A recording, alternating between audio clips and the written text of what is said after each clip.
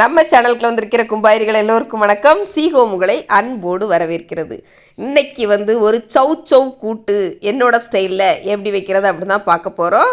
அதுக்கு நான் என் உள்ளங்கை சைஸுக்கு ஒரு சௌ எடுத்து நல்லா தோலையெல்லாம் சீவி எடுத்துட்டு நல்லா குட்டி குட்டியாக கட் பண்ணிக்கிறேன். ஒரு மீடியம் சைஸாக இருக்கட்டும், ரொம்ப குட்டி குட்டியாக வேண்டாம், ஒரு மீடியம் சைஸாக கட் பண்ணி எடுத்துக்கலாம். இப்போ ஒரு தாய்ச்ச ஸ்டவ் மேலே வச்சு எண்ணெய் ஊற்றியாச்சு. எண்ணெய் நல்லா காய்ஞ்சதுக்கப்புறமா கொஞ்சமாக கடுகு போட்டால் அது படப்படான்னு அதனுடைய வேலையை காட்டின பிறகு நான் ஒரு பெரிய வெங்காயம் எடுத்து ஒரு கொத்து கருவேப்பிலை எடுத்து அதையும் க்ளீன் பண்ணி கட் பண்ணி எடுத்து வச்சுருக்கேன்.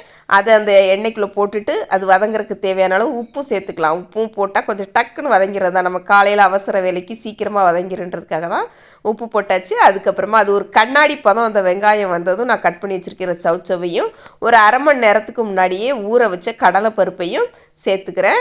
கடலைப்பருப்பு போட்டு சௌச்சோ கூட்டு வச்சா சூப்பராக இருக்கும். அதே மாதிரி கடலைப்பருப்பு மட்டும் இல்லை, பாசிப்பருப்பு, அதாவது சிறு பருப்புன்னு சொல்லுவோம் நாங்கள், அது பாசிப்பருப்பு இருக்குல்ல, அதுவும் வச்சாலும் சூப்பராக இருக்கும். இன்றைக்கி நான் கடலைப்பருப்பு போட்டு செஞ்சுருக்கேன். இப்போ அதை லைட்டாக கிண்டி விட்டுட்டு கொஞ்சமாக மஞ்சத்தூளும் கொஞ்சமாக தண்ணி, ஒரு 1/4 டம்ளர் அளவுக்கு தண்ணி, நிறைய தண்ணி விட வேண்டாம், ஏன்னா சௌச்சோவே நிறைய தண்ணி விடும், இருந்தாலும் அடி பிடிச்சிருக்கூடாதுன்றதுக்காக நான் ஒரு 1/4 டம்ளர் தண்ணி ஊற்றிட்டு நல்லா 4 கிண்டி விட்டுட்டு லோ ஃப்ளேமில் ஸ்டவ்வை வச்சு ஒரு தட்டை வச்சு மூடி போட்டுடலாம். அப்பப்போ லைட்டாக கிண்டி விட்டுட்டுருங்க. இப்போ ஒரு 10 நிமிஷம் கழித்து நம்ம திறந்து பார்த்தோம்னா ஒரு 90% நம்மளுடைய சௌ கடலைப்பருப்பு எல்லாமே வெந்திருக்கும். ஆனால் அப்பப்போ லைட்டாக கிண்டி விட்டுட்டே இருக்கணும். 10 நிமிஷம் கழித்து திறந்து பார்க்கக்கூடாது.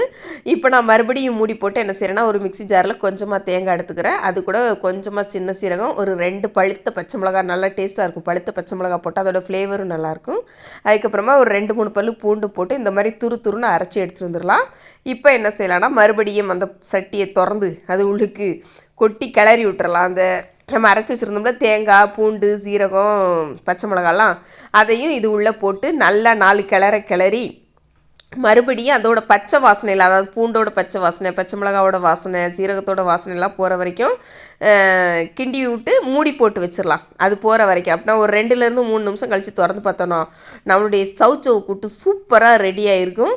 தண்ணிலாம் கரெக்டான அளவே இருந்துச்சு, மிச்சமாலாம் இல்லை. எண்ணெயிலையும் தண்ணியிலையுமா சேர்ந்து வதங்கும் போது இன்னும் டேஸ்ட்டு சூப்பராக இருக்கும். நீங்கள் வீட்டில் ட்ரை பண்ணி பார்த்துட்டு எப்படி இருக்குன்னு கமெண்டில் சொல்லுங்கள்.